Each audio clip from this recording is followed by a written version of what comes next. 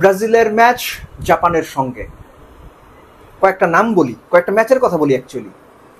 Iceland, England, Scotland, এই তিনটা দলই সবশেষ 3 ম্যাচে জাপানের সঙ্গে 1 গোলে হেরেছে।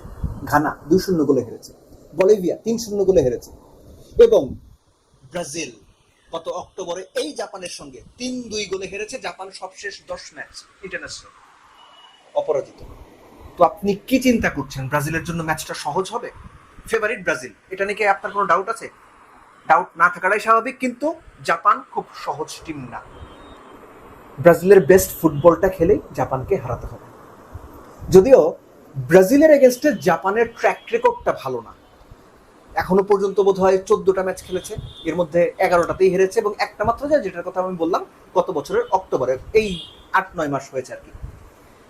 জাপানের এই ভালো ফর্ম শুধুমাত্র ফ্রেন্ডলিগুলোতে ছিল না। ব্রাজিলের কথা আমি পরে আসছি, আগে জাপানের কথা এই জন্য বলছি যে জাপানকে হয়তো অনেকেই খুব সহজে ব্রাজিল হারিয়ে ফেলবে এটা চিন্তা করছেন, হয়তো অতটা সহজ হবে না।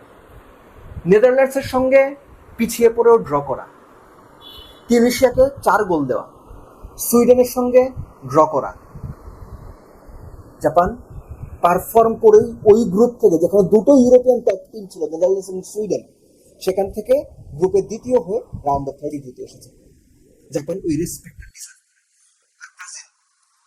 ব্রাজিলের যে বিষয়টা, প্রথম ম্যাচের পর পরপর 2 ম্যাচে ব্রাজিলের পারফরমেন্স খুব ভালো ছিল।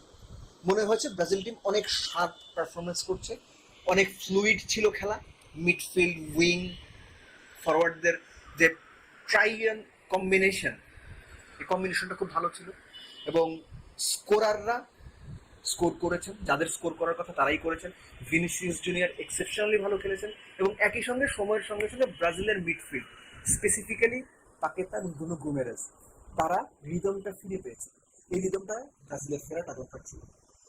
রাফিনিয়া তার ইনজুরির কারণে রায়ান জায়গা পেয়েছেন, রায়ান রাইট দুর্দান্ত পারফর্ম করেছেন, খুবই ভালো লেগেছে দেখতে। এবং আজকে বলি, আমি এর আগেও বলেছি, এখনো বলছি যে ওয়ার্ল্ড ফুটবলের অন্যতম সেরা 2 সেন্টার ব্যাক পেয়ার গ্যাব্রিয়েল এবং মার্কিনিয়াস ব্রাজিলের দলে। সো ব্রাজিল প্রথম 3 ম্যাচ যতটুকু খেলেছে, ফার্স্ট ম্যাচ বাদ দিয়ে পরের 2 ম্যাচে মনে হচ্ছে যে জাপানের এগেন্স্টে ব্রাজিলের পারফরমেন্স আরো শার্প হতে পারে, আরো ক্লিনিক্যাল হতে পারে।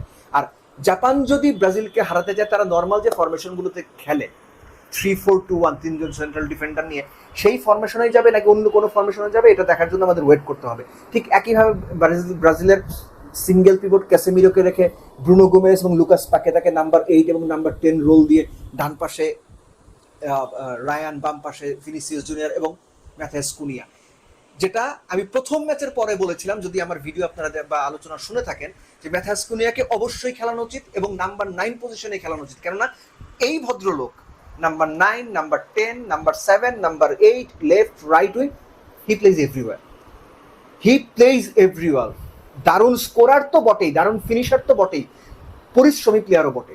সো ব্রাজিলের এই টিমটা নিয়ে আলোচনা কম। আপনি এখন পর্যন্ত যদি বিশ্বকাপের চ্যাম্পিয়ন হবার ফেভারিট যে লিস্ট, সুপার কম্পিউটাররা বলছে 18.66% সম্ভাবনা ফ্রান্স চ্যাম্পিয়ন হবে, 16.26% সম্ভাবনা আর্জেন্টিনা চ্যাম্পিয়ন হবে, 13 সম্ভাবনা হচ্ছে স্পেন চ্যাম্পিয়ন হবে। ব্রাজিল কিন্তু এই লিস্টে নেই। চতুর্থতে আসছে হচ্ছে ইংল্যান্ড, 9 সম্ভাবনা। কিন্তু ব্রাজিল প্রথম 3 ম্যাচ যেভাবে খেলে রাউন্ড অফ 32-তে এসেছে, সময়ের সঙ্গে সঙ্গে ব্রাজিল তাদের খেলার ওই শার্পনেসটা বাড়িয়েছে। জাপানের বিপক্ষেও সেই শার্পনেসটাই প্রবাবলি দেখতে চাইব। লাস্টলি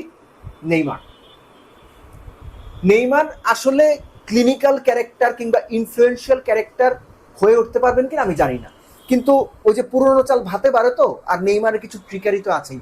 হতেও পারে তিনি একটা ডিফারেন্স গড়ে দিলেন, একটা দারুণ অ্যাসিস্ট করে কিংবা একটা দারুণ গোল করে, হতেই পারে। সো আপনার প্রেডিকশন কি, ফেভারিটকে জানাবেন। আমার ফেভারিট ব্রাজিল, প্রেডিকশনটা বলছি না, আপনার প্রেডিকশনটা কি কমেন্ট বক্সে জানাবেন। তবে এক্সপেক্ট করি জাপান খুব ভালো ফাইট দেবে, এবং ব্রাজিলকে জিততে হলেও খুব কষ্ট করে জিততে হবে। ওই নেদারল্যান্ড সুইডেনকে যেভাবে 5টা দিয়ে হারিয়েছে, ওরকম কিছু মানে হবে না বলেই মনে করি। উল্টো জাপান যদি জিতে যায়, তাহলেও অবাক হওয়ার কিছু থাকবে না।